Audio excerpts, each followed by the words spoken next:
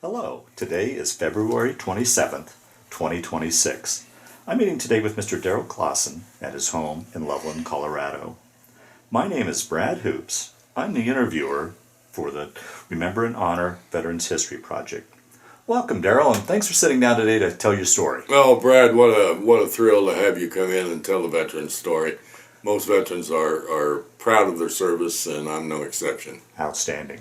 Well, let's start out, if we could. Tell us a little bit about yourself, your date of birth, where you were born, a little bit about your family and early life. Oh, I was born back before the earth crust cooled, 1934, in March, and that birth was in Hillsboro, Kansas. Parents of Pete, Catherine Klassen. I had wonderful parents who gave me decent genes. Yeah.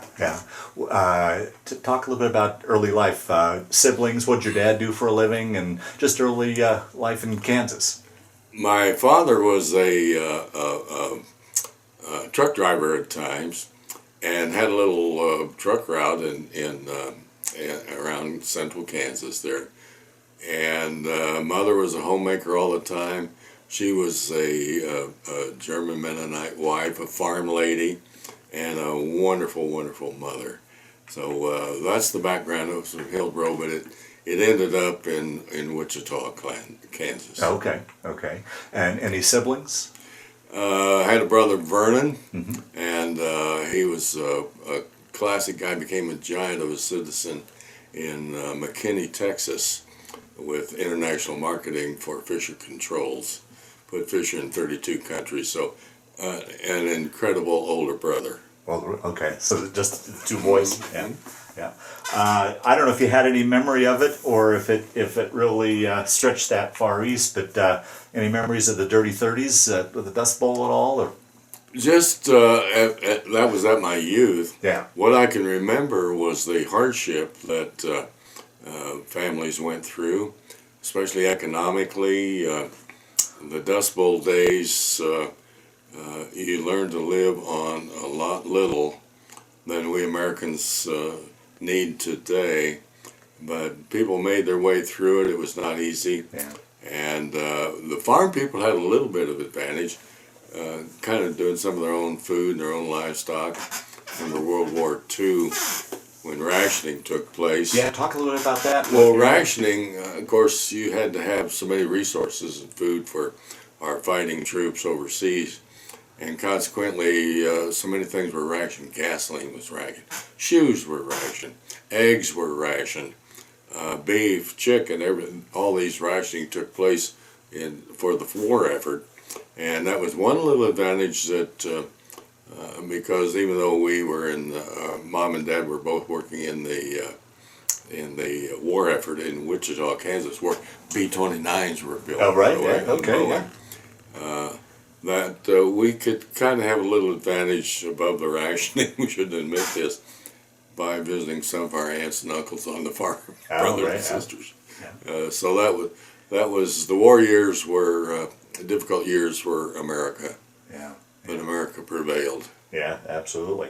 So you went through the school system primarily then in the Wichita area, or when did you guys move because of the war effort for jobs in Wichita, or what took you to Wichita? That was the effort that took Mom and Dad from Hillsboro, Kansas to Wichita in the war effort. And consequently, my schooling, and I can only remember from the second grade on, but I remember it very well, was all in Wichita. Oh, okay. And through the graduation of the University of Wichita, with a major in journalism, by the way.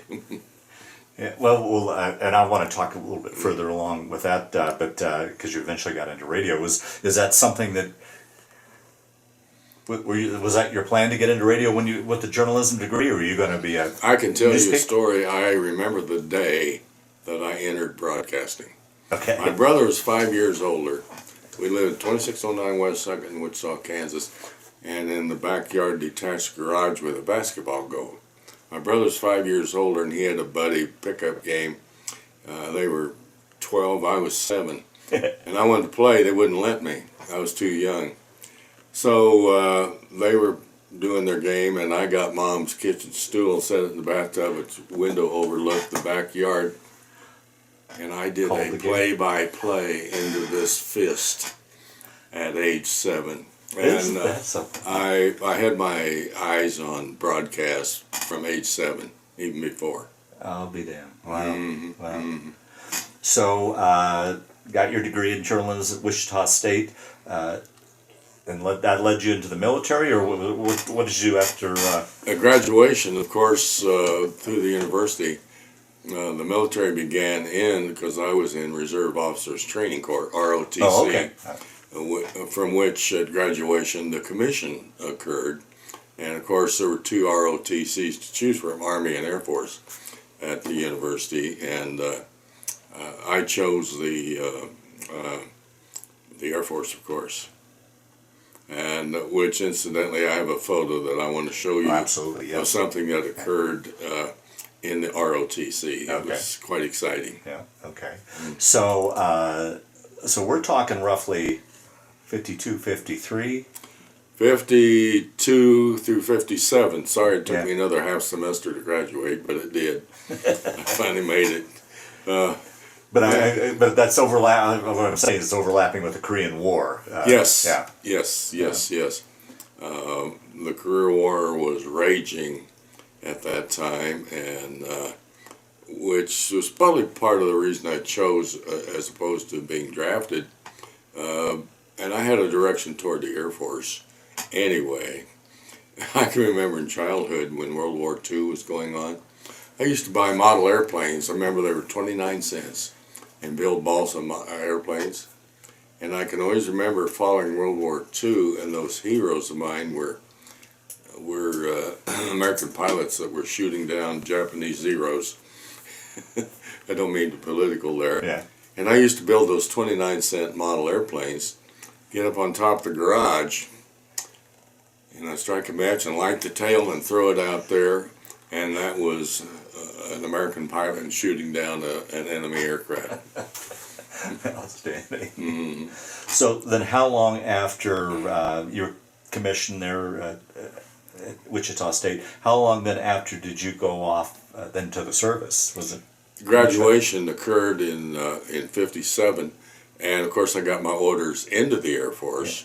3, 4, 5 months later. Oh, okay. Yeah. In which that was 1957 graduation commissioning, and I still have pictures of that.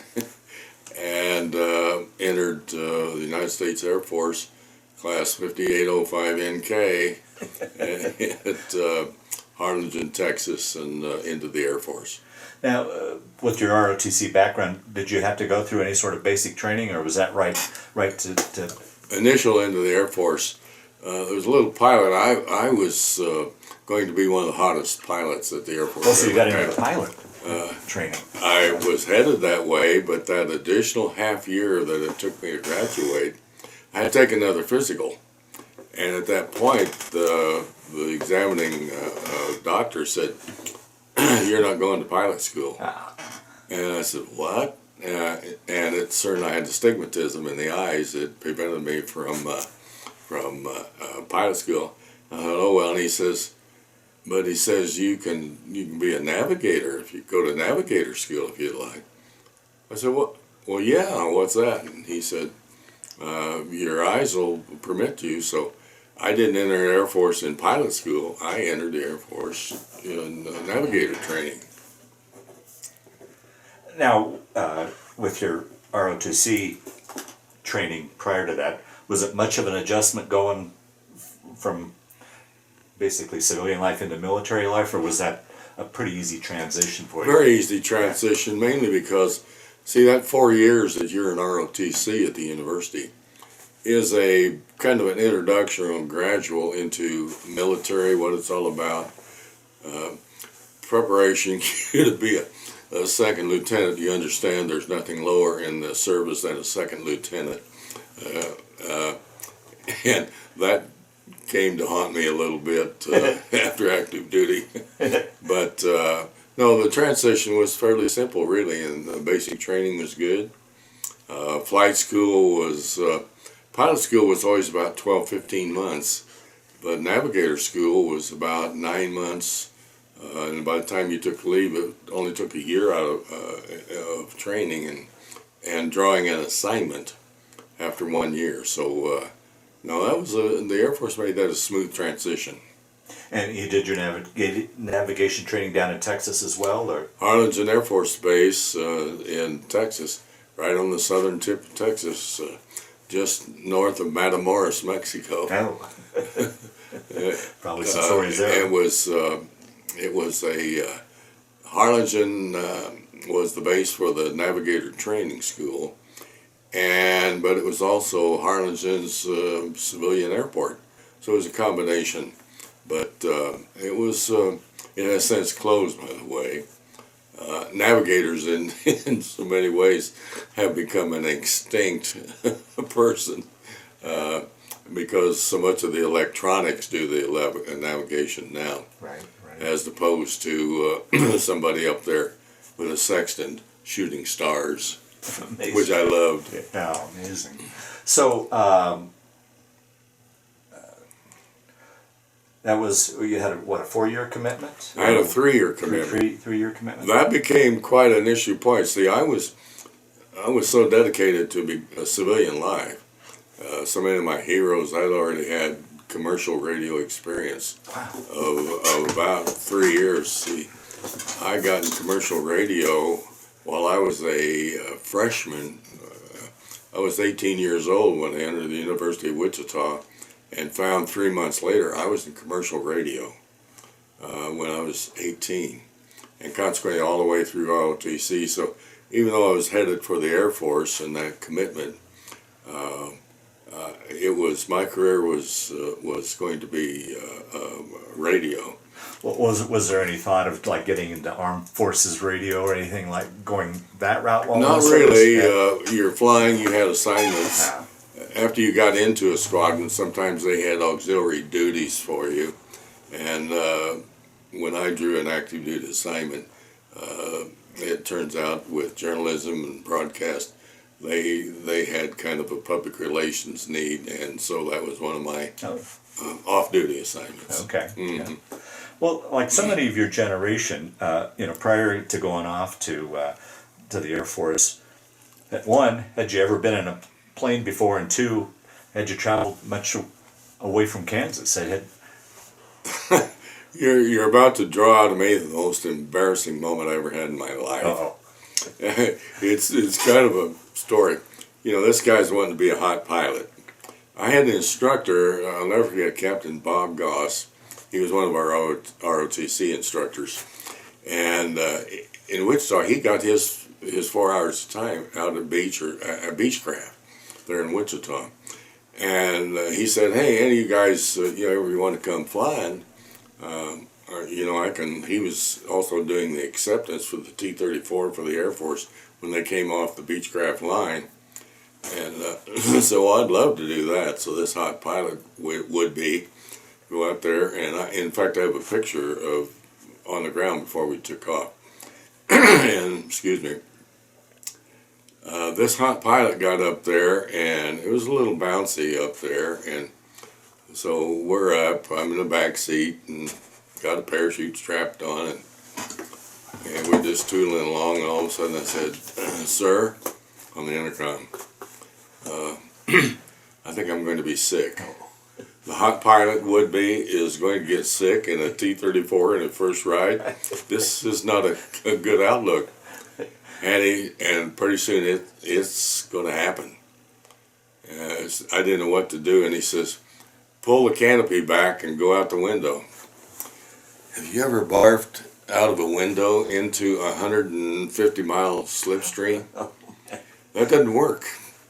And it came back, and that was horrible. And that's not the end of the story. Oh.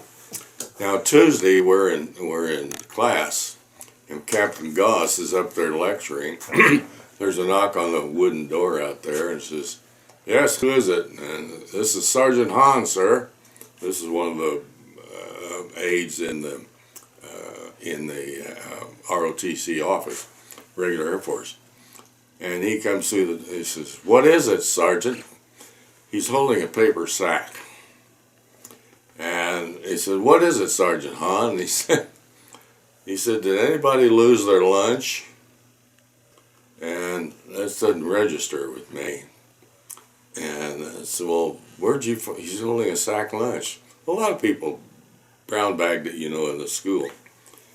It still didn't dawn on me. And he said, "Sergeant, where did you find that lunch?" He said, "In the back seat of a T-34 last Saturday morning."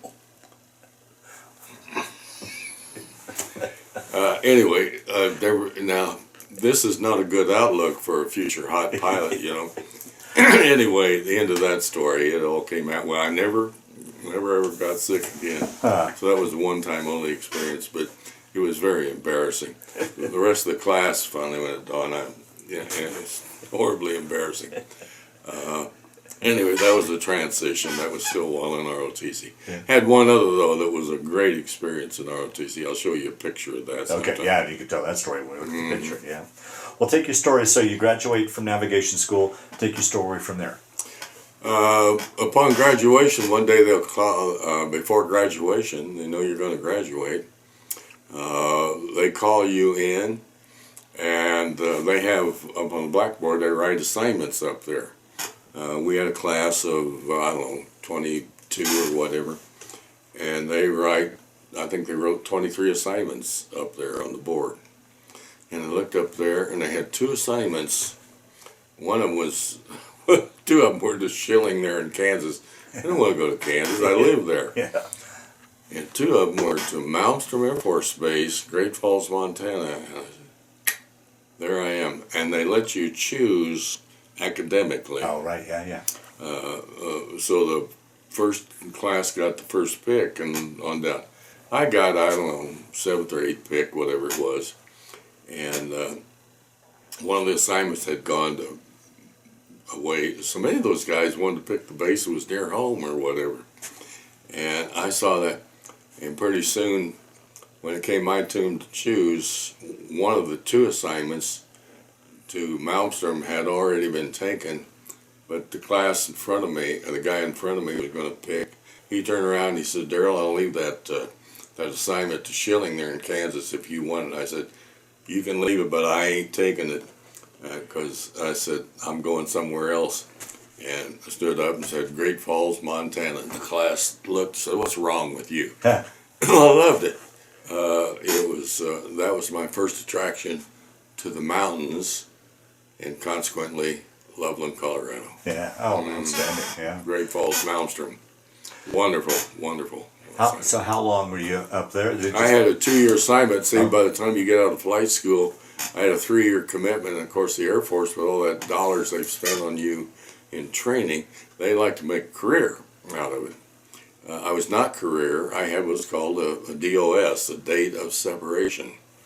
And but now, one of the mistakes that the Air Force had made down through the years, when you got out of flight school, navigator or pilot, you had but a 3-year commitment. Shoot up a portion of it. Now the Air Force has put a couple of $1 million into you training a pilot, and by the time they got through 15 months of training, got to a combat ready assignment, transition, and so forth, a lot of these people were getting out, now combat ready, and a pilot school, and had 6 months left in the Air Force. Yeah. And which was a great school for training airline pilots.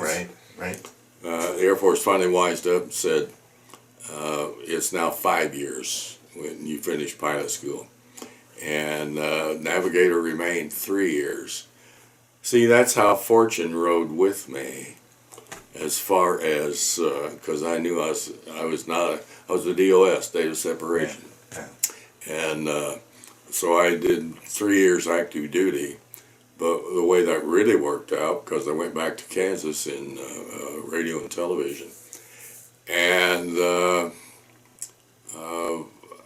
3 years worked out just fine. To get back to, the point I was going to make, and I almost let it slip, was I still wanted to fly. And the 112th TAC Recon Squadron in Hutchinson, Kansas, I was in Wichita, carried navigators. And carried navigators and flew B-57s. I flew KC-97s tankers, air-to-air refueling. I had about 300 refuelings or something like that. Wow.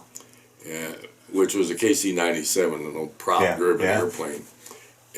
But the B-57 was a twin-jet fighter bomber.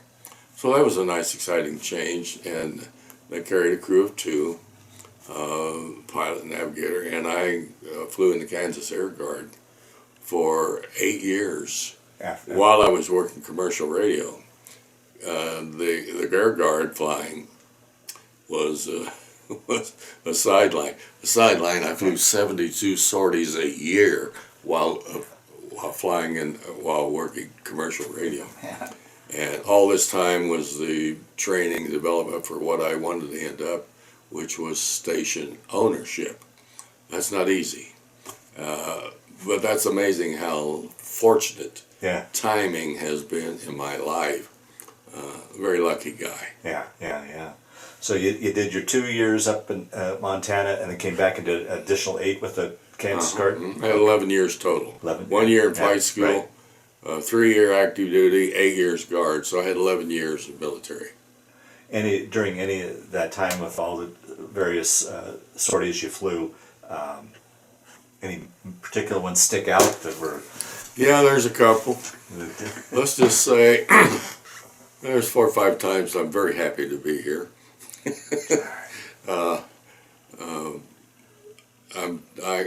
I could relate 1 or 2 of them. One of them was in the Guard.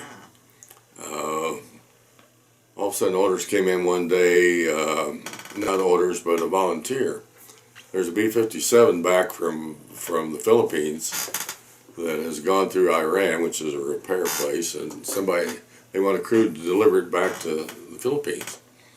So one of the great thrills that I had in my life was as soon as I got in the Kansas Air Guard, we had 13 B-57s out there on the ramp. And one of them I was crewed with a guy by the name of Jerry Comstock. By this time, there was a point where I made captain in the Air Force, and Jerry was a major. And on a B-57 out there on the line, stenciled right above the entry, pilot, Major Comstock, Nav, Captain Klassen. And that was always a thrill. I wish I had a picture of that, but I don't. So we delivered that B-57. The only thing is that was a sour airplane. It was already back. A crew had picked it up in Maryland, had a cockpit fire, dropped it in Oklahoma, got it repaired, took it out to California on takeoff to deliver it to the Philippines. There was an engine blow up on takeoff, and they got it shut down. And I will not repeat what the write-up said. It just said, check the ejection system on this, because some unlucky crew is going to have to use it. We picked up this B-57, took it to this is what we're reading. Now. So anyway, we got halfway to Honolulu, and all of a sudden fuel wouldn't come out of the wing. And we had to have that fuel to make it. And we came down out of the air, had a flame out, and came down, got to restart, and that valve would open at lower altitude. We got the fuel out of the wing and landed and made it to the Philippines, to Honolulu. And when we had the crew chief ask us when we going in to close out the flight plan, check the fuel remaining on the aircraft. And so we're closing out the flight plan. The crew chief comes in and says, "Sir, I've looked high and low on that airplane." He says, "I cannot find a quart of fuel." So anyway, that was the longest hop. So we made sure that when we took off, we went to Midway, Wake Island, Guam, and Island Hop. And we made sure that the first fuel we pulled out was out of that. We couldn't get it out of the wing. Anyway, so it almost dumped us in the Pacific Ocean halfway. Oh man. Never forget that one. I have a picture of us before we took off. Yeah. Now, one other one in the KC-97 in the tanker, we had a fire, and it was at night, and I'll never forget looking out the window, and you had an engine out there that was trailing fire, and we got down on the ground quick to the nearest base we could, which was back home. And we got in there and looked at that engine nacelle, and that was melted away. Don't know why that didn't catch fire and blow up. Yeah, boy, yeah, you're on a powder keg to begin with. Yeah. You could just see the melted metal in there. So anyway, that was, but the KC-97, of course, was in refueling, was a transition from the jet. The Air Force had already converted probably 2/3 of the Air Force to the 135, the tanker, the Boeing KC-135, and the propeller-driven was the tail end. Each crew of the month up there got a 135 assignment, which is what everybody was, after, but it was a hindrance because I had a marvelous aircraft commander in Donald Newton and a crew of 5, which I have a picture of and I'm still proud of. Because I was perhaps a hindrance to his career because they would not let a DOS go on to refueling school. But I was a DOS, and they, nicely worked on me, the retention, and I'm headed back to radio and television. So that was a strange occurrence, but I was able to do both. Got out of KC-97s. Got back to Kansas, and 30 days later I was in the Kansas Air Guard in B-57s. And what's thrilling about that was the ROT, or the Kansas Air Guard money. I was rat holing to buy a radio station. And that's how that evolved. See? Yeah. How things, you're looking at one of the luckiest guys, career-wise. Yeah. Things just unfolded for me. I worked hard, but certain nice things had to happen, and they happened nicely for me. Yeah, yeah. All in all, as you look back on your Air Force stint, good experience, okay experience, bad experience, how would you wrap that up? I wrap it up as exciting. One of the things, and I don't mean to be patting myself on the shoulder about this, but to have persevered in some small way with pieces of our profession, I'm very proud of my Air Force flying. I was only 100 hours away from being a senior navigator. Did quite 100 more hours and I'd have got that designation, made captain. And I think back to my boyhood, even though dedicated to commercial radio and television, to have participated in the defense of the United States of America, had a small part. The thing that is the nicest part is a little small cog, because my job in regular Air Force was, if we had what was called EWO, Emergency War Operations. I've never been shot at.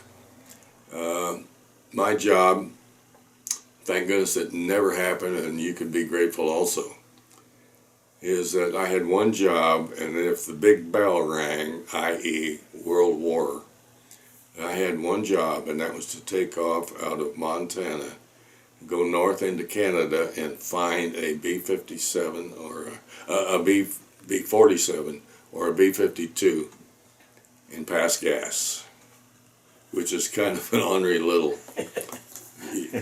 I'll show you a squadron emblem here a little bit. I won't tell you what the squadron motto was. Kind of guess. The squadron motto is "We pass gas." Sideline, my wife says, "You're still doing it, Daryle." And that's kind of raunchy for this interview, but it's a true story. Yeah, no, that's ideal for this interview. So, but yeah, you were in the thick of the Cold War, really. Yes, Yeah. yes, Yeah. yes. Yeah. Had some buddies also in the Guard. I got a couple of buddies tooling around up there. They're gone. That one was a POW Oh, wow. out of Vietnam, and at one time Loveland, we had 3 POWs unknown living here in Loveland. I'll never forget one experience I had with all the we tried to get the POWs out of Vietnam.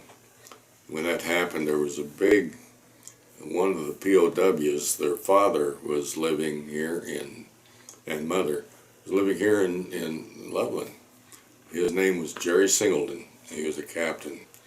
And when that big effort came to write letters to the North Vietnam, release, and then it happened, we got like 300 letters or something sent to those letters we sent, and I was doing interviews all the time with the father of Jerry Singleton. And I'll swear, when that release came, I get real emotional about this. Yeah. Jerry Singleton was on the first airplane out, the Vietnam out. I'll never ever forget the thrill of calling and said, "You see Jerry?" Oh, Wow. see, I'm a child. Yeah. Yeah. I hope you edit that out. Yeah. Anyway, and what was really thrilling was I talked to his dad, and I said, when you get him, because I tell you, it was only about 15 days and he was in Loveland. Really? Wow. They gave him a physical exam and reunited with the family. And I asked him, I said, if Jerry gets here, can I have him on the radio station? It's one of the most exciting interviews I ever did on the radio station. I did 4 hours. Jerry Singleton was after getting out of Vietnam, Captain POW. He was on my little old radio station. I had him for 4 hours. Oh. About 15, 18 days later, something like that. And it makes your skin crawl too. Yeah. He was an incredible interview. He became a minister after separation. Anyway, an incredible flyer. Had a fraternity brother one day, and the radio station phone rings. Hey, Daryle, remember me? I'm Norm Gottner. Well, Norm, he's a fraternity brother. Hey, what have you been doing? He said, I was in the Air Force. And I said, well, were you career? And he says, well, yes and no. I said, well, why no? And he says, well, I was a prisoner. I was a POW. And they told very different stories. It was both were gruesome. Singleton was in the Hanoi Hilton, not good. Yeah. And Gottner was in he is since deceased, by the way, was in another off countryside POW camp. But it was bad. You know, if you catch some grasshoppers, you were hungry. And but they told different stories. Yeah. Yeah. But anyway, there's two of the real. The third one I'm not so acquainted with. Yeah. Yeah. But those guys were, and of course my 8 years that I flew with Gerald Comstock in the Guard, and we flew. we did some nice things. But I tell you, you get doing some low levels going across the real estate at about 330 knots, and which is they do them faster now. And you're supposed to be at 500 feet. And Jerry, he liked to do them. Well, Jerry, why are we down here at 100 feet? You're supposed to be at 500 feet so you don't scare cows, chickens, and people with twin jets. And he said, well, if we ever had to do this photo recon, he said, I wouldn't want to do them at 500 feet. He said, I want to be lower. I want to be there when they can't see me, and I'm gone before they do. Anyway, so flew a lot of low levels, and let's see, I ended up having almost the same amount of hours in the. I got right at 2,000 hours. Really? Wow. And about half and half in the KC-97 tanker, and about the other half in photo recon in the B-57. Gotcha. Okay. Mm-hmm. Yeah. That thing would go up. One of the things in photo recon, it was always so fascinating. I had two occurrences with a little airplane called U-2. Oh. And I flew two sorties that were in support of the U-2. One was when I was in refueling school in San Antonio. The crew got assignment to fly to Puerto Rico, carry some fuel down there. Well, don't they have fuel down there? Why especially? The U-2 burned a very exotic fuel. I guess a much higher octane or whatever. We carried a load. Well, why are we carrying gas down to Puerto Rico when we landed? I had only heard about the U-2, and there were a couple parked out on the ramp in Puerto Rico. They were flying South America, recon. Yeah. That was kind of exciting. Yeah. I remember I took my little Kodak rat net and got up in the balcony. I shouldn't have done this. In the hangar, there were two U-2s down there, and I took pictures. The more exciting one was Great Falls. Never could figure out why. All of a sudden, I got special orders to be a courier, and with special orders to fly with a certain crew, and I was to fly to. They were to carry me as the designated courier to Eielson Air Force Base outside of Fairbanks, Alaska. What's that all about? And at the time arrival, you'll have 8 hours of crew rest, and you will pick up a black gray box. And when that box, all of a sudden you'll get a sudden takeoff, and you'll deliver that box to 15th Air Force Base, California. What's that about? Wow. When I landed at Eielson, it just was a glance. I said, oh, there were U-2s all over the ramp out there. And there was a sortie designated to overfly Russia. And we were supposed to be there 8 hours is all. We were there a week. And the reason we found out was the overcast in Russia of the designated target they wanted to photograph.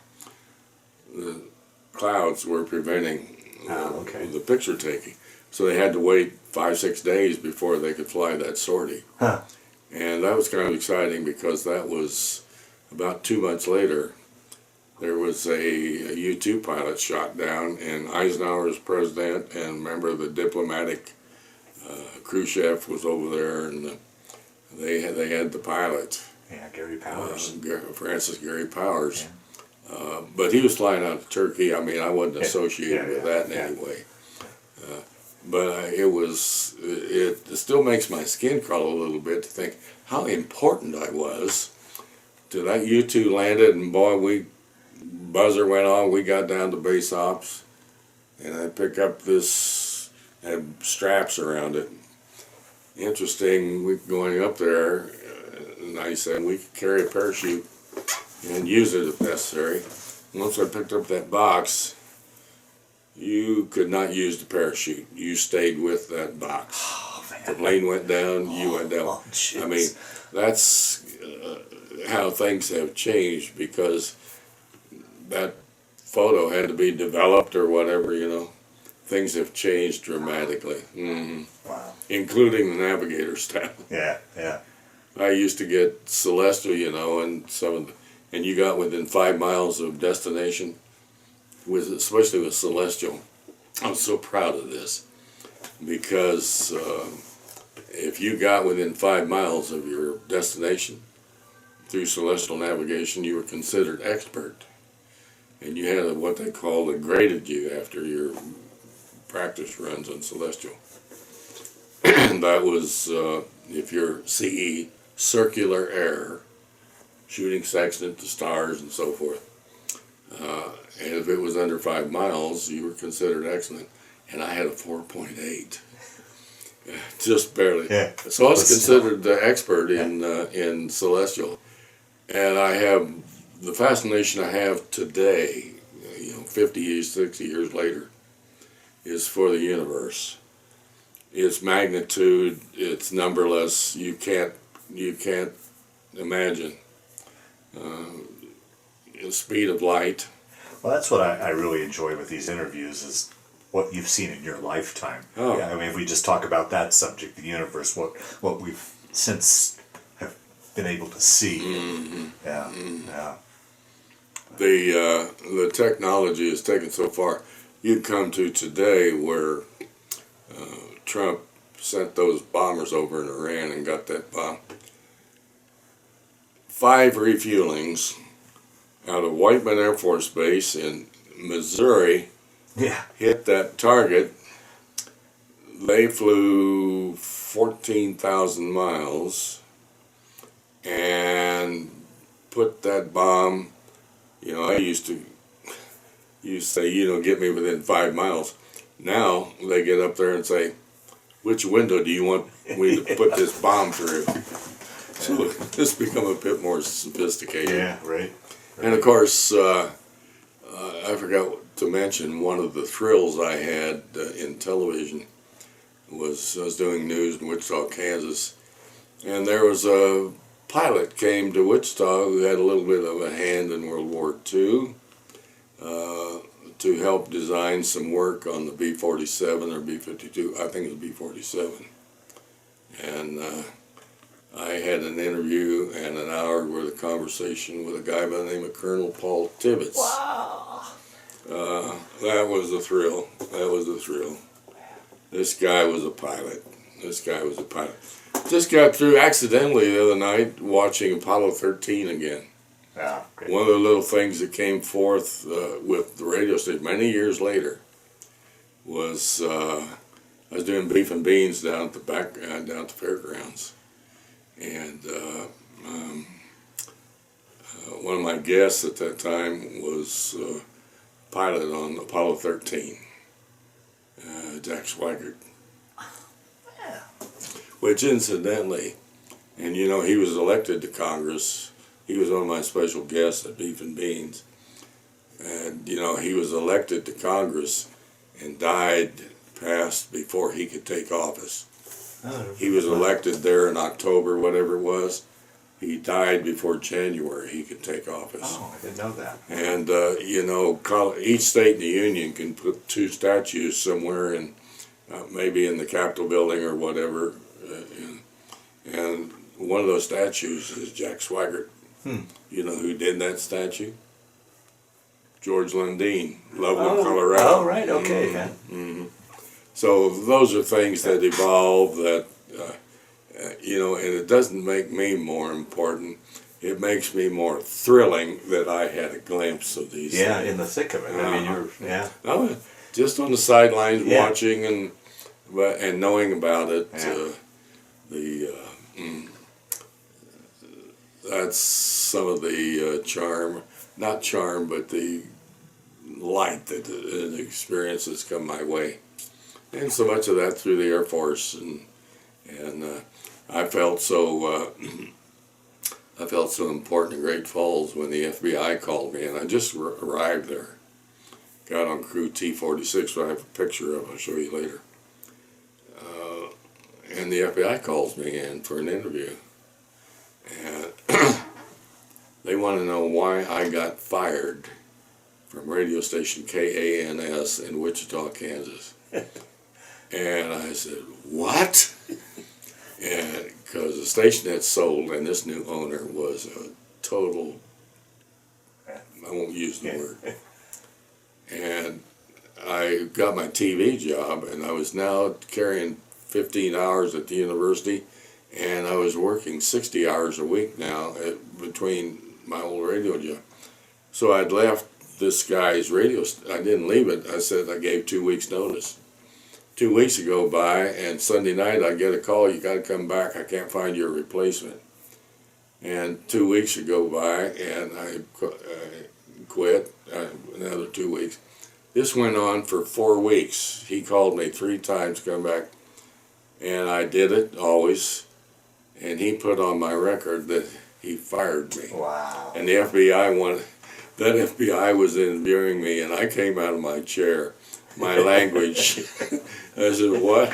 The FBI said, okay. But I felt so important, my goodness, I had a top secret. That was an interview for top secret. Top secret, right? That's how thorough they are. Yeah, sure. Mm. Yeah. These are, experiences that are just outstanding. tremendously exciting. Yeah. Well, I'm excited now to jump into your post Air Force career and getting into your heart and soul radio and so you get out of the service, came back to Kansas, and then take your story from there then.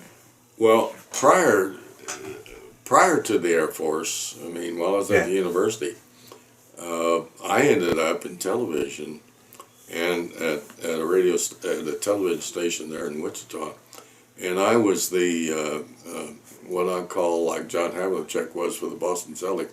He was the sixth man. If the 10 o'clock newsman or sports or weather guy wasn't there, it was me. So I was doing television prior to the Air Force. My last television show, I remember I did an interview and say, this is my last morning. And the way I was doing that was I was doing television at, I preceded Dave Garroway on an NBC station. You may not know who Dave Garroway. He did the Today Show. Yeah, he was the originator of yeah. the Today Show.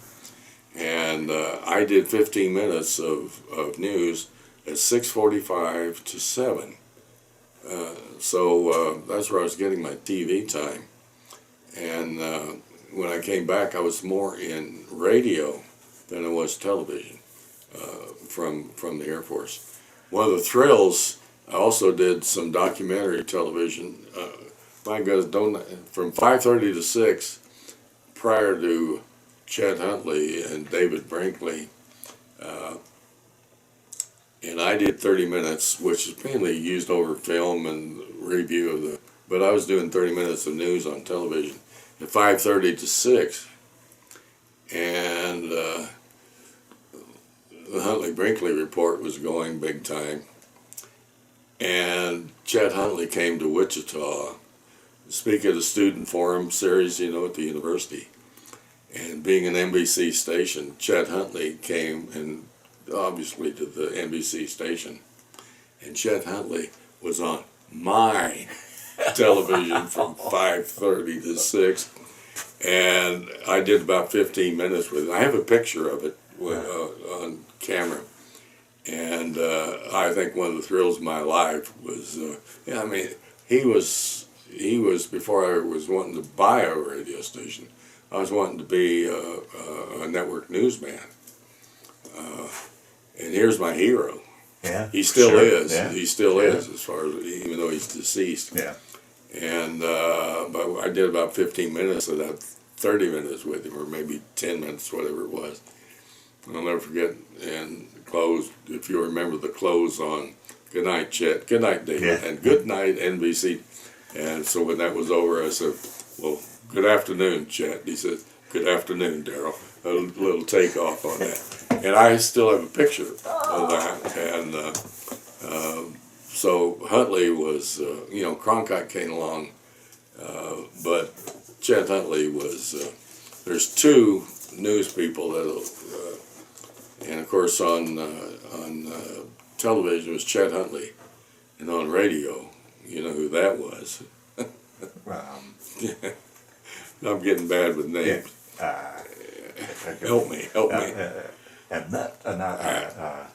that's the news. I can't think of his name either, but it'll come to us. Yeah. It'll see at my age. Yeah. It'll pop up here in a minute. Anyway, So it's just been a thrill ride to have had the acquaintances. You know, you talk to senators and governors, and then you get into civilian life and had more acquaintance, a lot of acquaintance with them in the Was it my hard little with that, KLOV. with that gap going off to the service? Was it hard to get back into the business then, or what? How did that? There was a transition. Yeah. You know, things are fairly well laid out for you in the military. This is what you do. This is your job. Blah blah blah. You can have your motivations there, but they're kind of guided for you. You can back now. You're an independent contractor. You get back to civilian life. I had a little bit of trouble with that adjustment, where I was kind of sitting there waiting for somebody to tell me what to do next. And the transition from the military to civilian, which I so was ready to do, I had to get kicked in the seat of the pants a little bit. Mm-hmm. Was it tough with that 3-year gap? Going to stations and applying, and well, yeah, you got this experience. Now you got this 3-year gap. Did that hurt? Do you think that set you back at all, or? There were always openings, especially with what's happening in not only radio and television, but print, all advertising world now. Yeah. It's in revolution. Do you know how many stations are going blind, dark today? How many newspapers? You got another thing evolving. I saw a statistic each week in the United States of America. I saw this in the Christian Science Monitor, that 75 churches go dark every week in the United States of America. Wow. So this evolvement taking place, radio and television, in so many things. Now the A1 controversy. Oh my goodness, who was I just saw this morning? Some big company just laid off 4,000 people, and AI is replacing it. Right, now. right. Mm-hmm. So that involvement is happening more rapidly now than it was back then. Yeah. And I had to adjust to that, especially for my, it's from my own self-motivation. But I never lost sight of career. That transition, all my early years was in programming. And it suddenly, a guy gave me the idea that you couldn't go buy a radio television station in a big market. You had to go to the small markets if you wanted ownership. Where's a little old Kansas boy? Yeah. Not for money by any means. Wants to own one? What are you, a dreamer? Well, I guess maybe I was. Except you had to go to smaller markets if you were going to own one. At the time back then, station ownership was kind of the sport of kings for the economics involved in ownership. And but then I saw Loveland. The only problem with that, as I saved to buy Loveland and was accumulating, I needed $10,000 to buy it. So I got 10,000. Well, now I needed 15, and I got to 15. Now I needed 20, and by the time I got to 20, I needed 40. Oh boy. And so it was getting discouraging. Yeah. Particularly, that's a lot of money back then. Pretty soon, so that's why I had to have a partner to cover the other half, because by then I needed 40 and only had 20. Yeah. But it happened, and but again, that's just luck. Yeah. But I'll tell you what, you work along the way. Yeah. You better get smarter. So I evolved, also found out in production, announcers do not own radio stations. Salesmen own radio stations. And but it was a thrill. It was the culmination of all the radio and television. The culmination of my broadcast career was down there first in Taft in Loveland, Colorado, when I owned KLOV, AM and FM. 2 radio stations, not 1, but 2. In a place I wanted to live. Yeah, back up and tell that story. How that all came about. How you got to. Well, actually, I want to back up a little bit further. It seems like you got to a fork in the road. You were doing both television and radio. How did you veer off to radio? Television was essentially prior to going. Would be from my freshman through senior for that 4.5 years. Yeah. I was in television and radio, mainly television all of a sudden. Couldn't believe I was there. My heroes along the time when I was a kid and did that play-by-play into this list were 3 big play-by-play and sports announcers in Wichita, Kansas, who were heroes. And all of a sudden I go to the University of Wichita and walk into the little 10-watt university station, say, I want to be a sportscaster. And he says, he got me a press pass. I'm in the press box all of a sudden. And he said, well, this is fascinating what happened there, because there was one big station in downtown Wichita that had 2 really big-time sports guys, and they were kind of my idols. And they were doing Big 8, Big 6 football back then. That was KU, Colorado, blah, blah, blah. And, but it wasn't profitable enough, so the station manager, who was a big-time Kansas broadcaster, said, you 2 guys can do 1 game in the United States anywhere, and I'll let you do that game and pay for it, blah, blah. They picked the Army-Navy game back then when that was heralded, that was the #1. But to do 1 game, they had to do a little warm-up. And so they were coming up to the University 10-watt station to just ramble along and warm up their mouth and so forth to do that 1 big game. And so, but I'm in the press box already, and the engineers there setting up. The kickoff is about 5 minutes away, and I said, is this the way this works? I thought, there's a little prep or warm-up to this. Finally, I'll even say their names. It was Jack Munley and Hallow Halloran. They were big-time guys. They walked through the door about 5 minutes before kickoff. And I thought, one of these days, they ain't going to show. The next game, they didn't show. And the engineer looks at me all by myself with almost 0 preparation. Kickoff's about to occur, and then points and says, you're on. That was my introduction to play-by-play sports. Wow.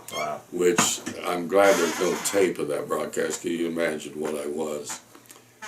And pretty soon, my station manager, who became a great tutor of mine, called those 2 sports guys and says, don't bother to come back next week because I've got a guy, a student now. Wow. And so I did the rest of the schedule of University of Wichita football. The same football team that crashed in Colorado. That's after I got to Loveland. Yeah. And an interesting story that came out of that, because then I transitioned to basketball. And I'll never forget, one of the first games was a preseason game with Oklahoma City University against Wichita University. And they had an All-American basketball player by the name Arnold Short. He was first 5, Arnold Short. But prior to that, the Wichita Eagle had run a picture story, a feature story. This was when big men were just coming into the game in basketball, big men. And so Arnold Short was the feature, but that Oklahoma City University coach, with big men coming in, they're all clumsy, and he had hired a ballet teacher, lady, to teach big men gracefulness and so forth. And that was the feature story about, and that center was Thursday before the Saturday game. Anyway, I noticed when that game was played, I'm doing the play-by-play, the center had a funny, Arnold Short was there, and they beat Wichita. He had a funny way of running. but he was, I don't know, what was he, 6'7", 6'8", whatever. And his name was Tom Reeves. So now, 20 years later, whatever it is, I buy KLOV, and I want to meet my competitors, the newspaper. And so I walk through the door. I'd like to meet the editor here. Sat down, and it took just a second. I'm across the desk from him. I said, "Did you go to OCU?" And he says, "Yeah." And I said, "Tom Reeves," because I knew his name. Same guy from that center. That was a funny coincidence. Yeah. And Tom and I, Tom is deceased, and all these years later, one of his charming survivor widows is Bev Reeves. And I see her once, twice a month, and so we hug each other. And so anyway, there's another acquaintance trail that you run into. Yeah. So when we were off camera, you kind of the roundabout way, you were working up in Nebraska, and you came down here on vacation. Tell that story. That's the reason. First of all, I was in Nebraska. A buddy of mine introduced me to the idea. I introduced him to radio, and from that point, I'm still in radio, and he gets fired. He was in programming, but he came on my KNS with me one time, and the light went on in him, and he got into broadcasting. And the station he worked for, this guy fired him and says, "You'll never be an announcer." He says, "But I want you in sales." And he bought the radio station, little old station in Kimball, Nebraska. That's where the idea for ownership came to me, and I left programming and got into sales because that is a great idea. And so I was, when I actually moved to Kimball and worked for him for a couple of years, and then left there, went back to Wichita radio. Sales, got myself, and then saw Loveland. That's the migration. Yeah, and you came out here on vacation and fell in love with the area. Oh yeah, hooked on a trailer in Wichita instead of just driving to Loveland and getting a trailer here. Yeah. Went over to Grand Lake on the other side of the mountain. But that's when I came through Loveland the first time. Or I was at Kimball and took that weekend and went up to Rocky Mountain National, came through Loveland, down by the lake there, and looked at that. And, whoa, had to have it. But like I say, that's the one that took me 9 years. Yeah. So but I was working small market radio with a buddy of mine who owned that station in Kimball. When I just took weekend and drove up there, saw it and had to have it, and it was really getting discouraging because saving the inflation or the price of what was happening, the harder I worked, it seemed like the further it got away. But I was looking at owning it myself. It escalated 4 times beyond what I saved, and that's what I had to bring in. And I had a banker in Wichita who loved Colorado, and in fact had a sister living in Estes Park. Yeah. And he loved broadcasting, and he went, and I one day went into that bank and said, "I found the station, and I need some help. Would you like to?" And he jumped on that, and so we got KLOV bought. And you said that was a 9-year process. You went in and talked to the owner, and it took you 9 years to convince him to sell, or?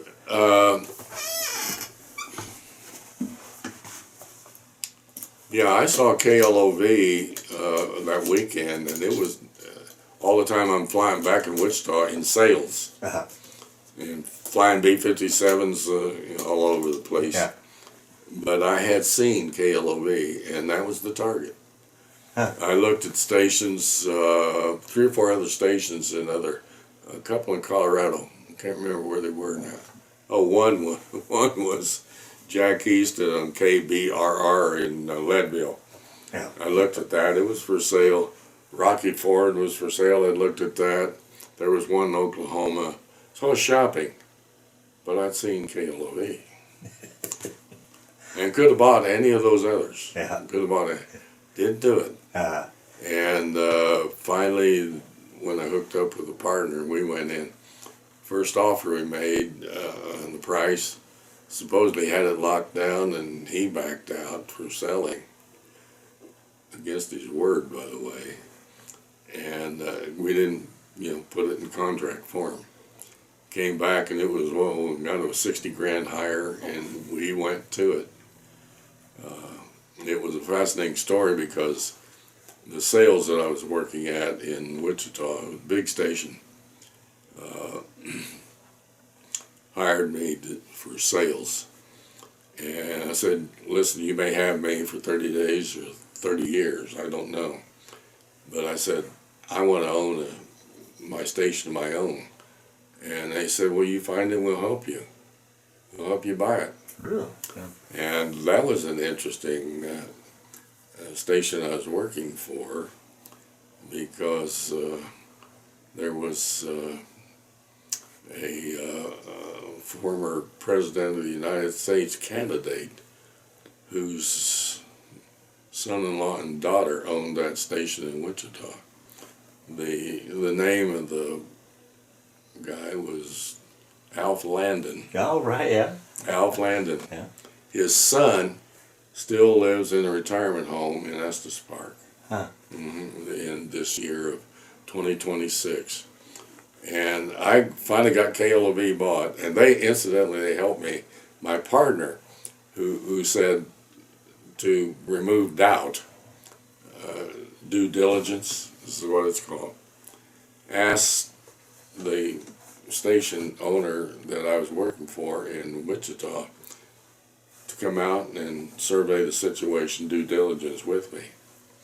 And we took a plane out and looked at it, and we're driving it. And I said, on the way back, I said, what are you going to tell Langenwalder? This is my possible partner. Yeah. And so I'm going to tell him, if he won't buy it with you, we will. That was that. Wow. And so ended up a wonderful partner. And we got 11 years. It was wonderful all the time at KLOV. But then we got distracted from each other. And that led to the sale, which was, again, a lucky break. Well, let's back up. You bought the station in 1970. Take us through the KLOV years and some highlights and down. Oh, my goodness. As little or as much as you want. I can tell you the highlight. Was it everything that you wanted it to be, expected it to be, hoped it to be? It was proving out to be what I thought it could be. Candidly, I thought the previous owner didn't know much. It was, and I mean, he ran kind of a sloppy radio station, whatever. And I'd had some training in programming, sales, and blah blah blah. And I knew one thing about Loveland that they didn't know, and a lot of people didn't know. I knew what the population, what Loveland was going to do over the years. Oh, wow. I could see something from Wichita. They couldn't see the forest for the trees. Yeah, right. And I was absolutely correct in my observation. Loveland was 16,123 people in 1970. We're now through 83, 84, whatever. I knew that was going to happen. Front Range radio station the Front Range of Colorado, for people around the nation wanted to own a Front Range. They were a hot commodity. Here was one, my dream. And I told my partner, I said that when we went up another $50,000, paid $210,000 for it in 1970. That was up from 150 that we thought we had him a year earlier. We came back and we went up to his price and bought it. I said we paid 210. It'll be a 400 in 5 years, and I was wrong. It was probably 600 in 5 years, and going on from there. So that was an involvement that took place. The highlight of that ownership was actually two things. One, building those new studios. I ended up with what evolved, got built there, got national publicity. Here's a radio station where the control room is looking over a trout pond, and out in the field are 5 steers out there and a riding horse. The tower's there, and beautiful, the mountain, blah, blah, blah. And that got national publicity, which helped escalate the price. But the thrill came, and I'm sorry to say, was in, I got to think of the year now. Was it 76? It was the Big T flood. Yeah. 76 Yeah. was the Big T flood. And in the meantime, of course, I was a news nut. I had to do something in the parking lot. You could listen to 25 radio stations or whatever. So what can I do in a competitive standpoint to draw listenership? It's called local, local, local. KOA could not do what I could do. Right. And that was my, I think, secret to success. News was very big with me, and I had done a lot of news. In fact, my sub-major was, I was a speech major and a journalism minor, communications, supposedly. And the Big T flood, prior to that, I had gone through young trainees, teaching them. I had, as an instructor, by the way, at KANS, what was considered Kansas, what did they call him? Anyway, his name was George Gow. He was kind of the Carl Akers of Kansas. The grandfather, the senior, the best. He was my teacher. I worked for him at KANS and had him for class. He taught a couple of classes at the university. So I had some instructorship there from him. And this, so much of the instruction I got from him, if I may go off record here a little bit, makes me sick at what I see in journalism today. There's a lot of it good, but there's news people, and then there are opinion people who masquerade as news, and the 5 W's: who, what, where, when, why, and how. And he ingrained that, and you don't see that enough today. So anyway, Papa Gow taught me. I remember one trip in ROTC, they flew a bunch of us to New York City, and I went upstairs to NBC. George Gow had given me a letter of introduction. Said, he works, this is Daryle, blah, blah, blah. Give him any courtesy you can. I'm in Rockefeller, the NBC. I showed that secretary, and she said, well, just a moment. She comes out, and oh God, I'm getting bad with names. Who comes out but, there's 2 names. Came out and said, because George Gow told me he had worked NBC and when he was in Cincinnati. He's in Wichita. And out comes, says, how's Papa George? And took me back into the NBC. Morgan Bailey was one of them. The other one was the deep voice guy. And I watched him prep. He did his 15-minute News of the World Network while I was out watching him put it together.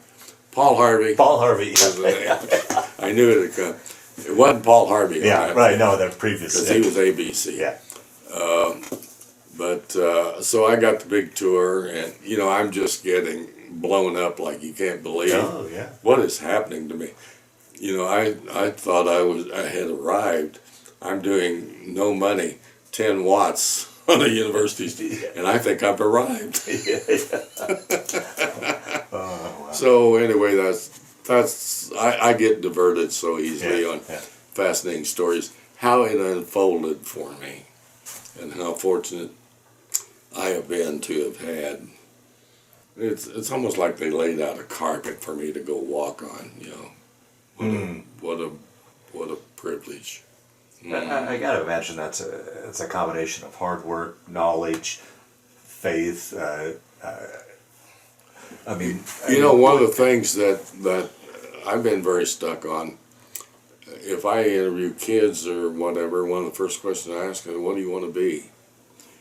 One advantage I had, the second grade, yeah, I knew what I wanted to do, and consequently, you get focused right, there. yeah. Not that, you know, I was so smart or whatever, but I could always see, a lot of times I couldn't see the light at the end of the tunnel, but boy, I could see the tunnel. And today, how many people go through and get a degree in a lawyer or something and find out they hate it? Yeah. Or that's just not my taste, and they've got a degree in it. Yeah. And they get diverted. One of the nicest things that ever happened to me, two things.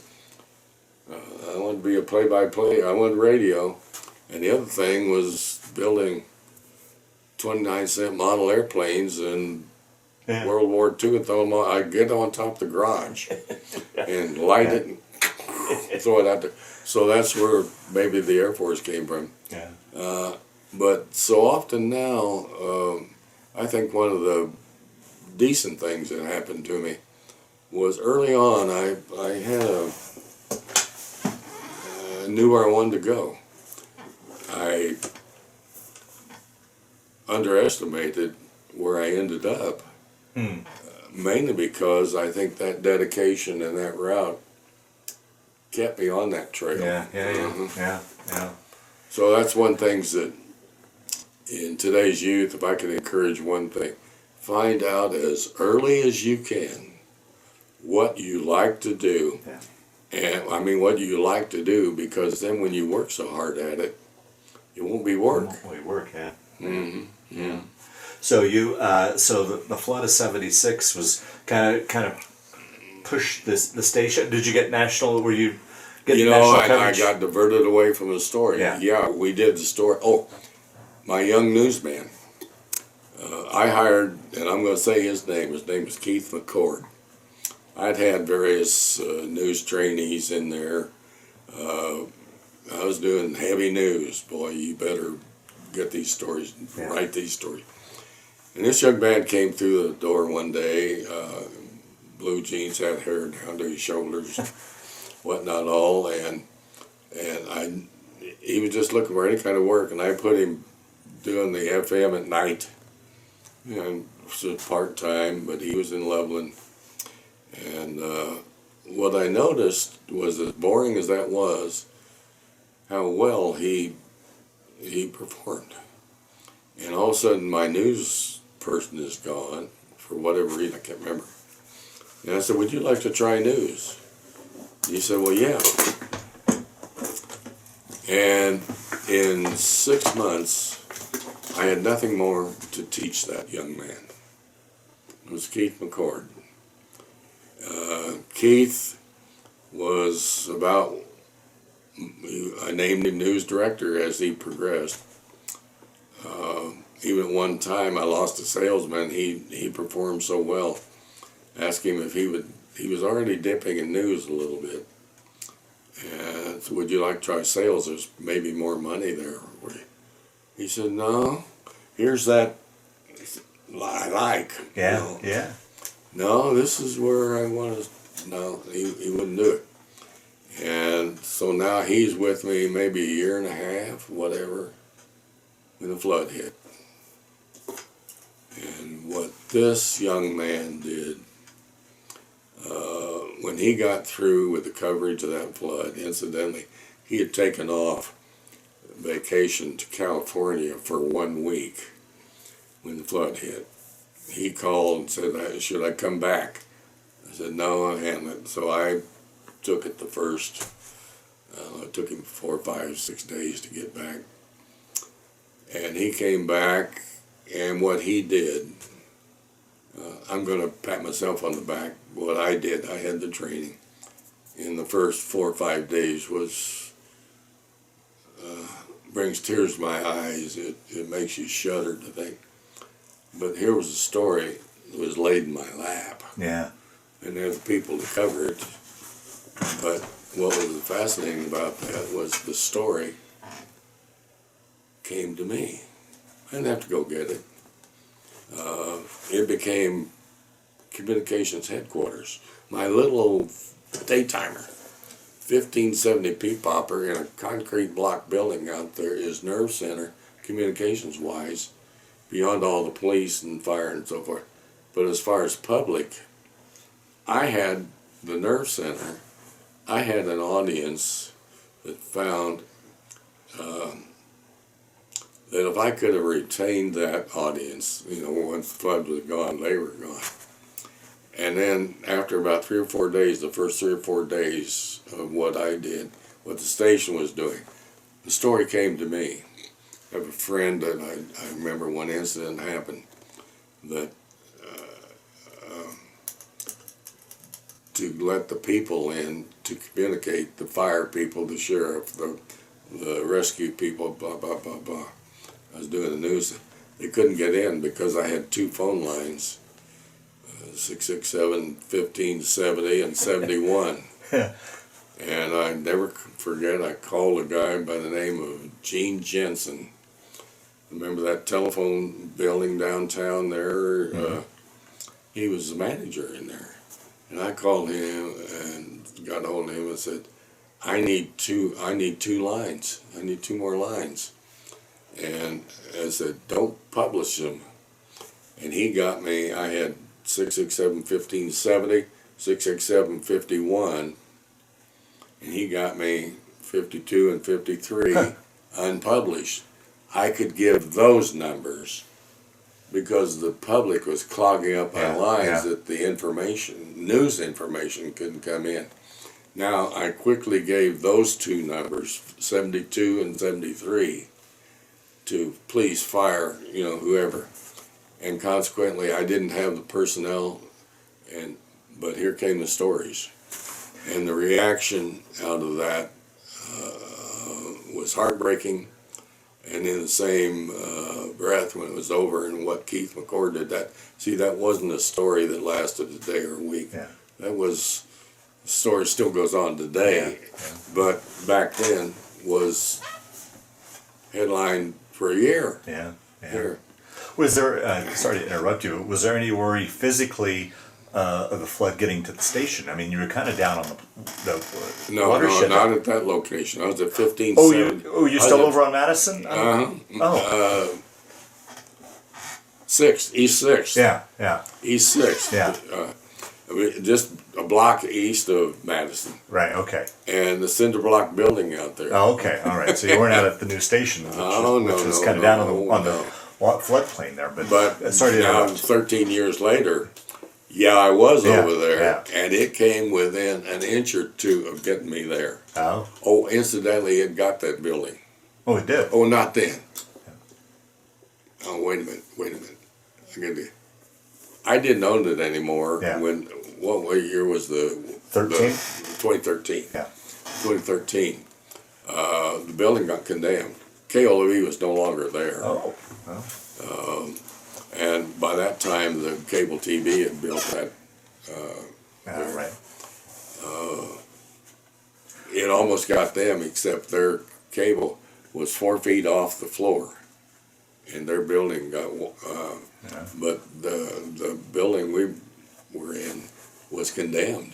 I'll be damned. It was empty. Yeah. It is now occupied by a very large insurance guy who just bought the building. He said, I couldn't believe it. He said, he's an insurance guy very successful, out of Denver, wherever, Longmont. And he called me because he found out that I was a previous owner. I know where a lot of skeletons are buried out there. So he's going to have an open house and have me back. Oh, good. But you see the picture behind you there. Yeah, right. Yeah.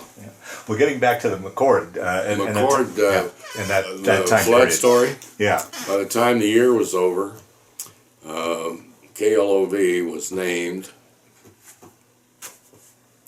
Colorado News Station of the Year. Wow. Daytime P-popper on 1570 with news organizations, multi-million dollar news organizations. Yeah. And you want to talk about, I'm a bit smug about that. With a one-man news person and probably 13 total employees, of only two, actually only some of the announcers would do repeat of what McCord put together. This young man took to news like a duck to water, and he had the presence. And of course, the following, after we were named Colorado's News Station of the Year, the following year, Keith McCord was named Colorado Newsman of the Year, which of course was the ticket for me to losing. Yeah, right. Immediately. Yeah, right. I mean, it graduated. Keith McCord ended up 35 years as the news anchor of KSL TV in Salt Lake City, the weekend hero. And he was 35 years there, award winner there. So this is how fortune just dropped in my lap. Yeah. One of the things that I think, I'm not the smartest in the world by any means, but I'm very good. This sounds braggadocious, I don't mean it that way. There's one thing I'm very good at, and that's recognizing talent and smarts, and I'll listen to them. Had that ability when I was a county commissioner. There are all kinds of people smarter than me, but talent-wise at the station, beginner and so forth, I still communicate. Do you ever know Daryle Staley hanging around the station? Name rings. Daryle Staley was CSU student. He had hair down to here. I got that taken care of.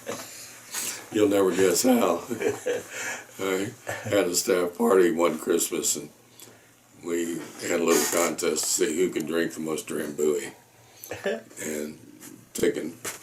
And I said, if I win, your hair is gone, because I'll cut it. And I won, and I gave him a pass. I didn't cut it. But Daryle Staley went on to a very talented, long career with Associated Press. I mean, he ended up in Europe with Associated Press. And then in retirement married a Hirsch, California, Hirsch. And he has a little 90-acre ranch up in Oregon. His wife does horses, jumpers, blah, blah, blah. He flies airplanes, blah, blah, blah. Anyway, and McCord I still communicate with. He's now retired. Daryle Staley, John, I forget the name, was the dispatcher or the PR guy out of the sheriff department. A couple of people, again, I'm only bragging on myself in one aspect. The previous owner, I won't say his name, that I recognized in talent, he had to be the smartest person in the room. And the talent that he had at the station showed that. Yeah. I kept one of his employees. And I'm a bit smug when I say this, but as far as in the county, I recognize talent.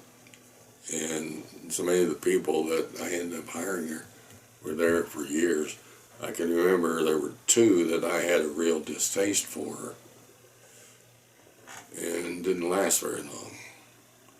I always made the statement,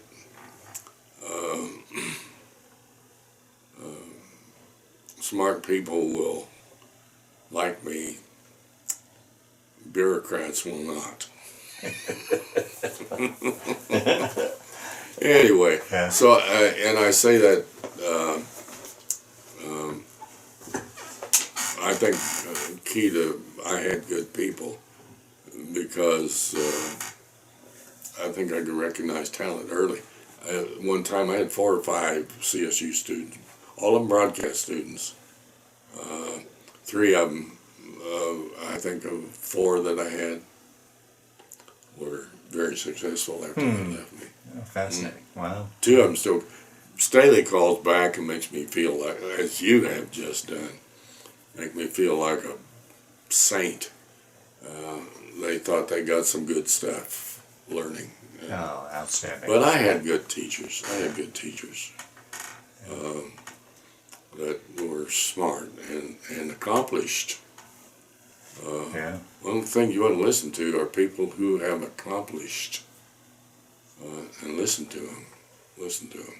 Mm-hmm.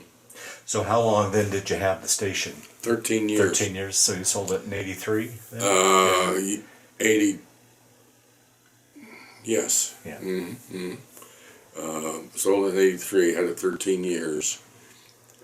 Even the discord that developed between my part, we had 11 beautiful years of growth and this and that. And he was very aggressive.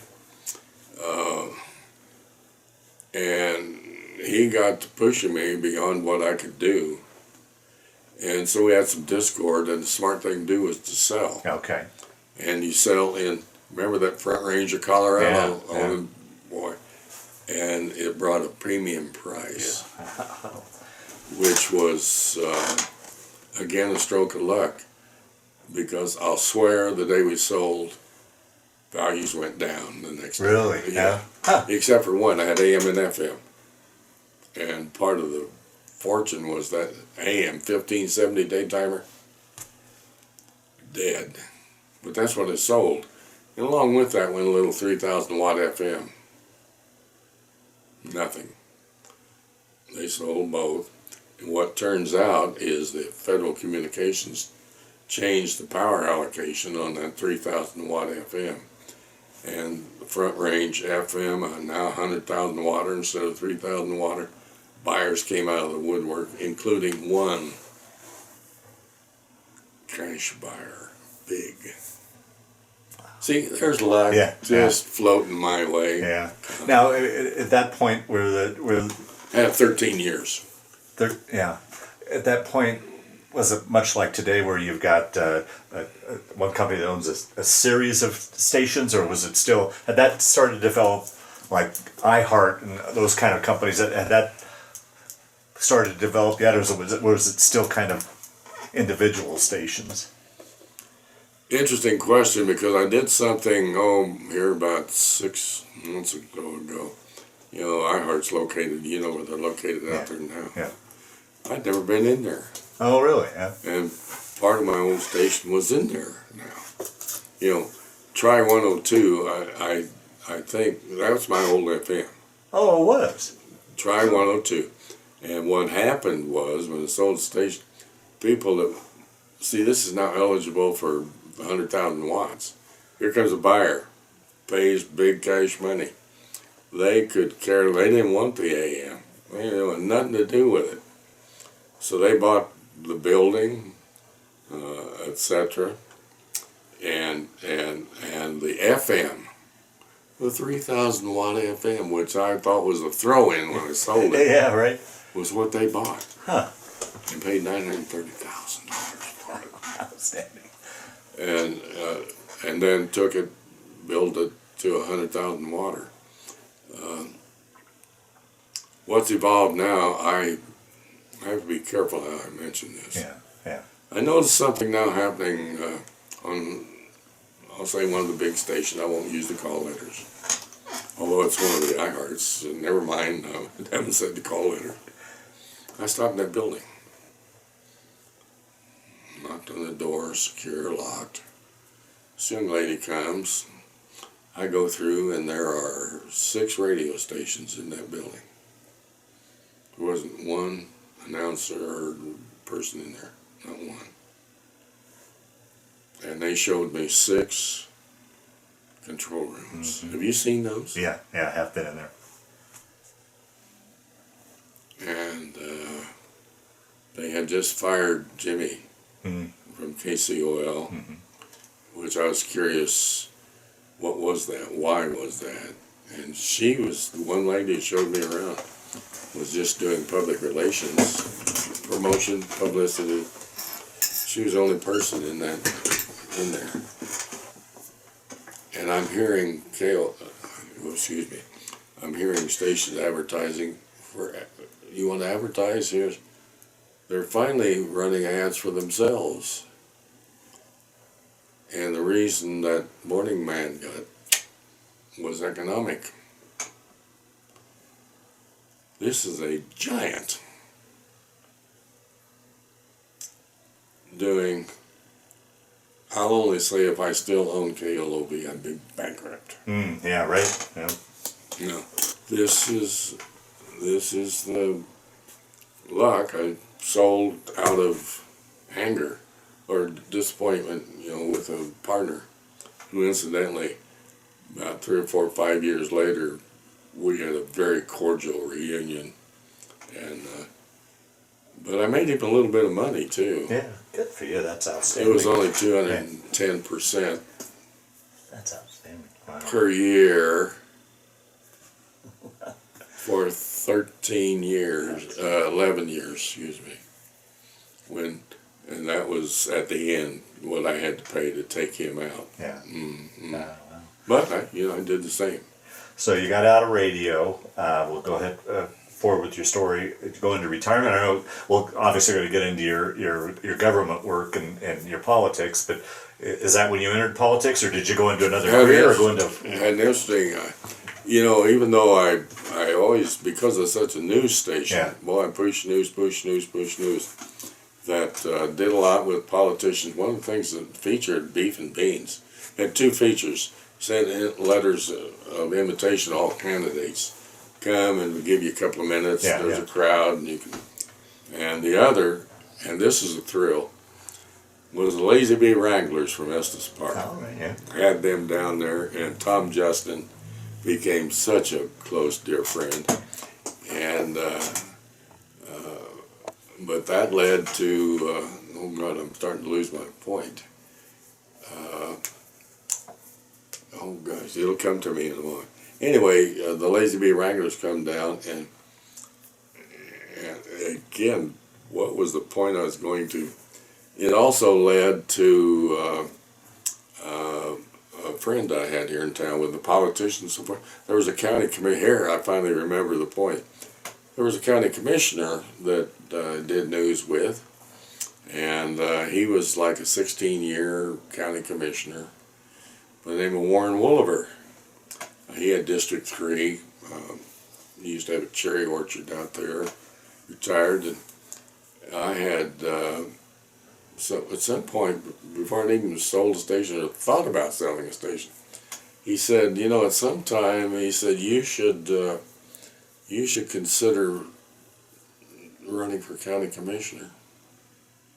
I didn't think anything about it. Maybe a couple of years later, whatever, sold the station. What do you do now?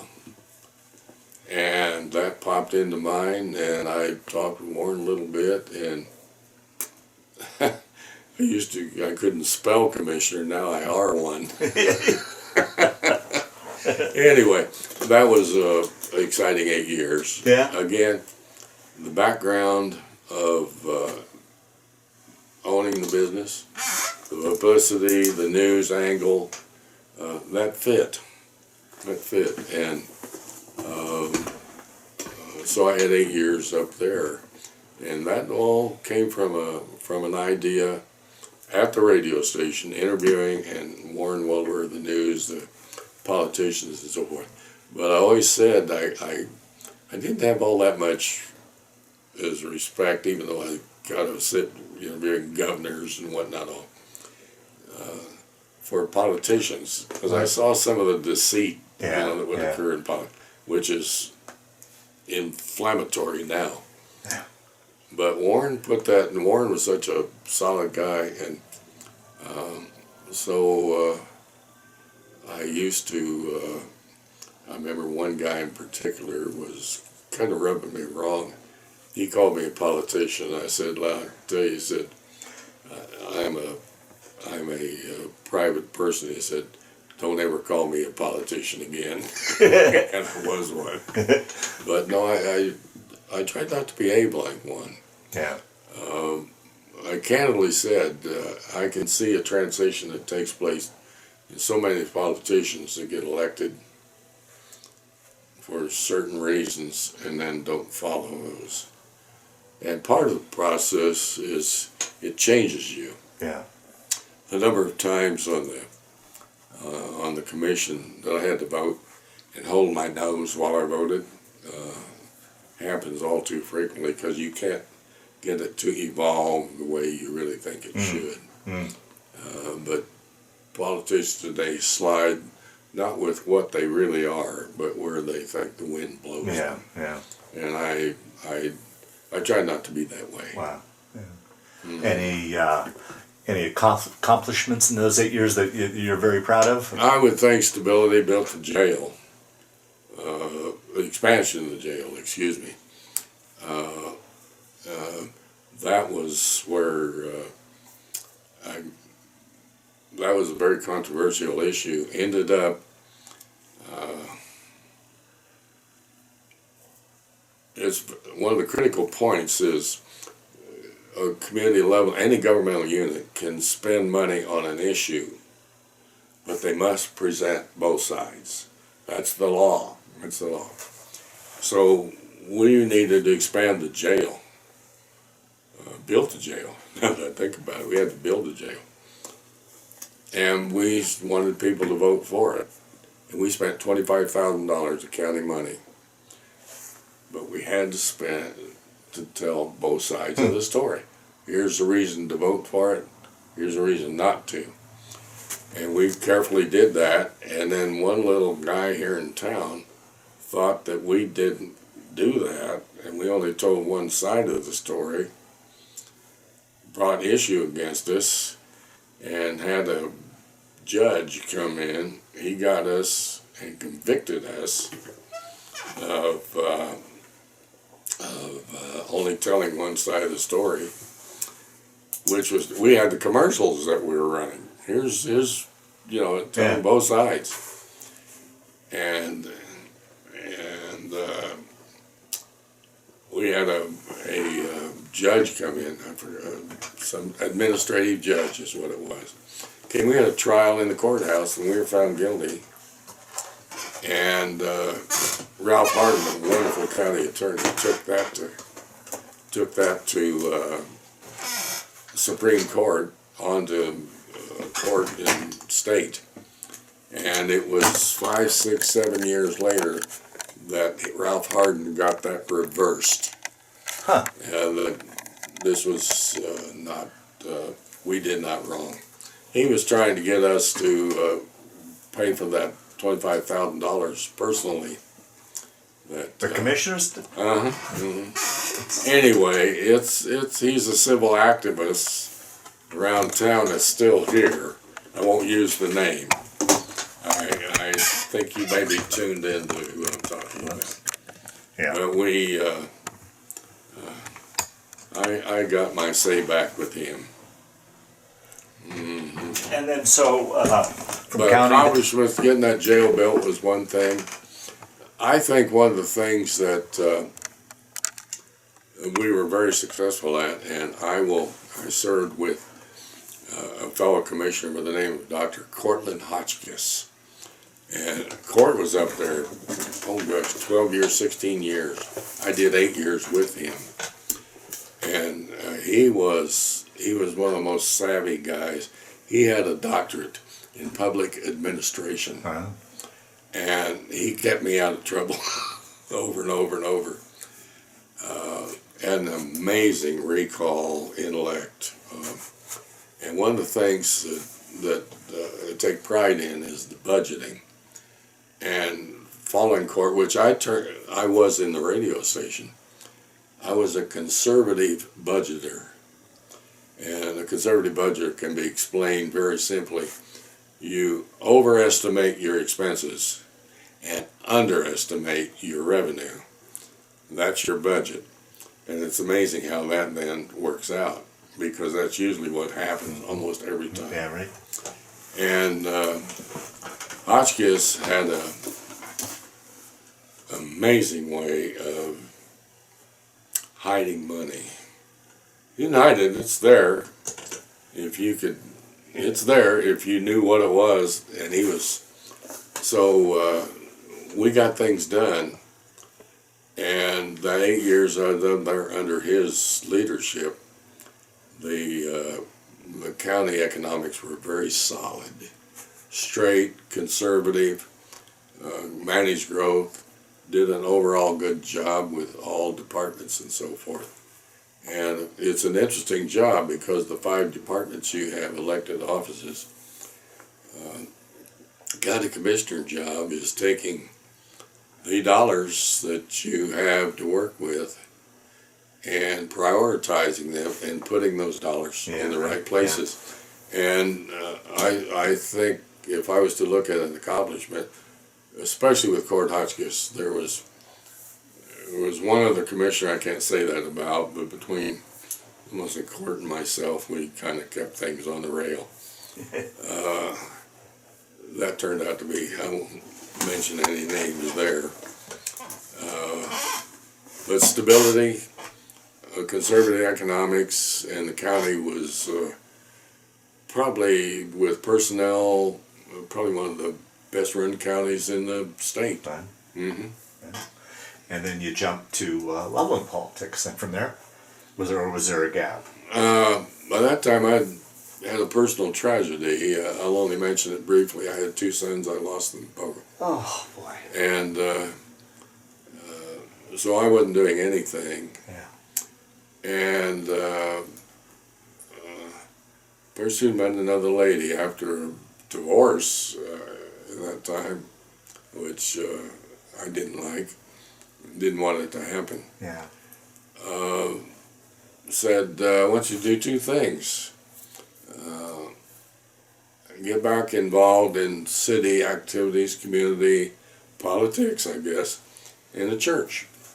And those 2 things. Well, I did both, and that got me back into, it was, because after losing one son, I didn't want to do anything. Oh, sure. But finally saw, after the county,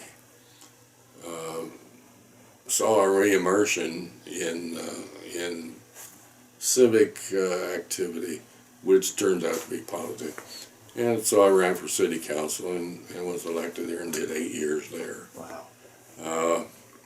That was, and I'd say almost the same thing, even though I was going to say this somewhat smugly. It was after I got off of there, and some years later they got to fighting among themselves big time over and over. I think some stabilization has taken place now. And but it was a good council, and I often said, for all the years, incidentally in radio, I was one of the first one that got the radio station, and they had those microphones at their stands. I put in a line, and shortly after I had the radio station, I carried city council meetings gavel to gavel. Oh, wow. And it was one of the most boring broadcasts ever in the history of radio. And there was one interesting little thing happened there. There was one council member, I'll think of his name here in a moment, and my announcers, get on mic, make sure you stay on mic, you know. And those microphones up there, first it was poor equipment, and they'd have a microphone out here somewhere, and if you sat in the control room, you sit there with a pot and the needle going about like this, and you had to crank it all the way open. Well, there was one councilman who was on mic, and he made it worse because he then had a real cough gag, And so we got this cranked all the way open to get the council. And pretty soon he'd cough or gag or whatever, and that needle would crash over there. And he's going to demolish our console, break it. But I often said, and I really believe this, for the years that I had the radio station, I had a real admiration for the Loveland City Council. And I often said when I got on council, I said, you want to see some heroes, and I'd say this publicly. You see those pictures along the back wall over there? You want to see some really good people. Take a look back there. And those councils down through the years were, I'm going to say, somewhat of a reflection of what was on county. They were conservative in nature, debt-free, an economic philosophy developed about being debt-free. You look at so much of the economic troubles and bankruptcy that occurred, you can blame one word in my philosophy for what their troubles are. It's called debt. Excessive debt. A certain amount of debt can be good in growth, but excessive debt. So anyway, that's how so much of my philosophies have evolved from some good teachers. But my background as a German Mennonite community in Hillsboro, Kansas, that will have some bearing on your conservative nature. Yeah, absolutely. Yeah. Oh yeah. Yeah. Little old Kansas dirt farmers raising wheat out there and some oats, slopping the hogs. But I'll tell you what, that's good for you. That's right. Well, so finished council and what have the retirement years been like for you? Retirement is, I again learned a lesson. I won't use the name, other than a very prominent Loveland individual, good man, a really good man, whose interest, his life was that business. I mean, it was his entire life, everything. He retired and didn't make plans because that business was not, his life was gone. Yeah. I'll never forget 2 or 3 years after he retired. And I had reason to knock on his door at 10 o'clock one morning for some matter or whatever. And he came to the door at 10 o'clock in the morning in a shirt and tie. And I said, I won't use his name. I'll just make up a name. Paul, I bet you're really enjoying retirement. He took a step. He says, no, I'm not.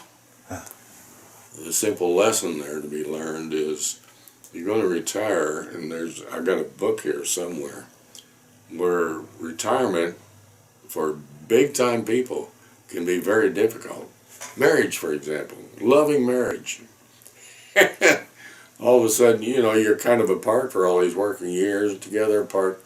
All of a sudden, you're together 24 hours. That can be very difficult. And these are very wealthy people that have, had this to do and this to do. It's one of the things where I've been hurting is to have, I guess, part of my salvation maybe is in this house. The backyard, bought the house, pond, waterfall, garden, landscape, blah, blah, blah, blah, blah. Poker club once, but not enough. And pretty soon, all these exciting times you've had. You look at suicide, you think suicide exists with that mom hanging out and sleeping over there? No. Yeah. Suicide exists with very educated, successful people, and their world has left them. And that's the biggest lesson you have in retirement, is you still have to have value. You still have to be helpful, wanted, needed. And that's been a challenge to me, which can end up in loneliness. I am still grateful to Mom and Dad, though, for the I'm 92 years old right now, and mother lived to 95, Dad lived to 91. They gave me some decent genes to work with. Right. And but you develop philosophies about retirement. Essentially, I'll have to say my luck has continued right into retirement. Wow. Yeah. Yep. I don't know, is that the end of the story? Well, the end is still to be written. Yeah. Well, this will be a good time to wind down the interview. Daryle, is there anything I didn't ask you that you wanted to talk about? Any other stories that have kind of floated to the top as we've been talking here? Or do you think, I'm sure I only got the tip of the iceberg of your story, but do you think we got a fairly well-rounded version of your story, or anything else you'd like to add before we wind down? I've kind of been saying it all along. I've stressed a certain amount of success. I've had my failures. I think one of the decent things that happened is I've learned out of failures. Almost all successful people do have failures along the way. The trick is, and I've always believed it, it's not a sin or bad to fall down. It's a sin if you don't get back up. I've had a little bit of that in me, but throughout this interview, you notice that I've given, I think, gratitude all along the way to some of the teachers I've had, the people who have had confidence in me. One of the early things that has been that knowing from the second grade what I wanted to do and kept following it. There were times when I almost left it. I was getting so discouraged because I wasn't getting a station bought, specifically KLOV. And but to prevail through those things and the death of two sons is and to go on, this is not easy. But along the way, Shirley and I will just look at each other and say how grateful we need to be. Yeah. Because every person has adversity. How you deal with it is another matter. And I've just been given so many breaks. One of the things that I think I've been decent about is I've recognized those breaks that came my way.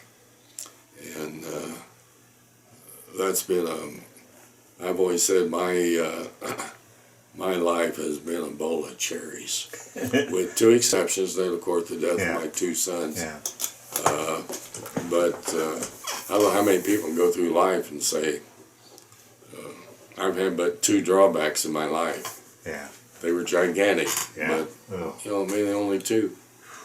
My goodness, I think of there were 4 or 5 times in the Air Force. It was not fun up there. Hours of exceeding boredom, punctuated by moments of terror. Right. But my goodness, how it has fit together, and I'm grateful for it. That's all. Wow. Well, I think that's a good point to end on. I want to thank you for sitting down today to tell a fascinating story, but I also want to thank you for your Air Force service and for your community service. It was an honor to be a part of it. Yeah, very good. Thank you. Yes, sir.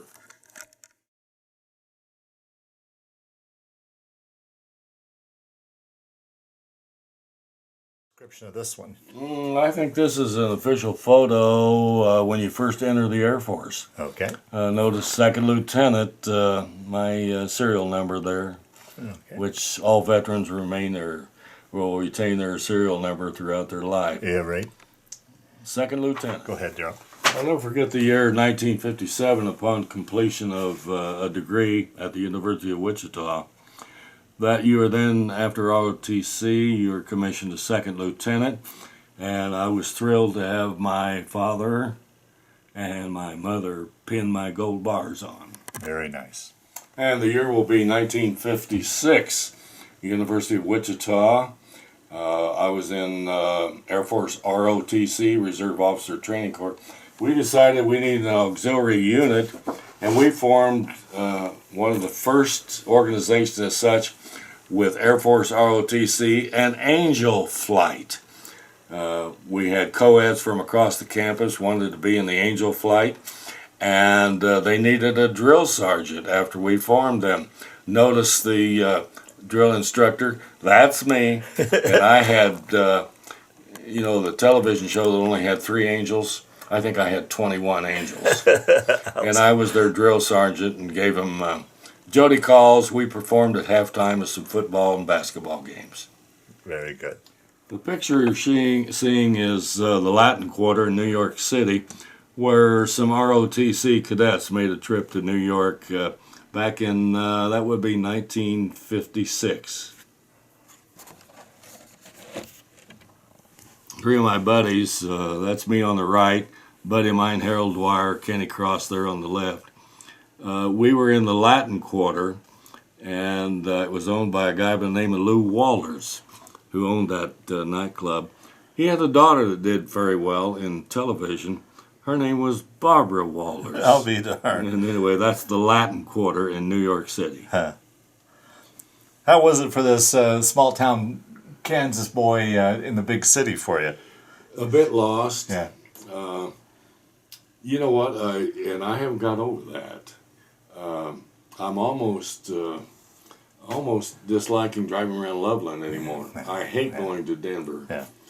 I haven't got away from the 16,000 people in Loveland. Class 5805 NK, navigator training, Harlingen, Texas, Harlingen Air Force Base. And there's the class of 5805 NK. And where are you in the picture? In a lower left-hand corner. I think that's me there. Yeah, okay. When you fly tankers, you're assigned to a crew. This is crew T-46 at Malmstrom Air Force Base, Great Falls, Montana.